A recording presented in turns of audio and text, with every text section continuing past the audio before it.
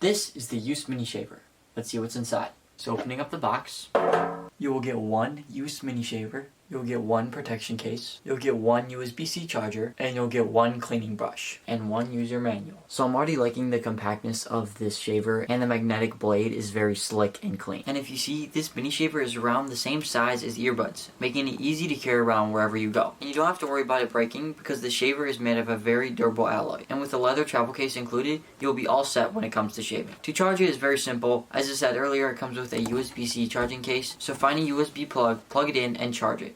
It'll take about 1 hour to charge. So I get a lot of peach fuzz all around here. I usually use this little razor blade, and instead of using that, I'll be able to use this yoose shaver. This shaver is also IPX7 level waterproof, so you don't have to worry about it getting damaged from water. After charging, this shaver can last about 60 minutes straight, so you will have all of the time you need to shave. So after using this yoose shaver, I love the quality and the design of the product, and I think it would be a very good choice for you.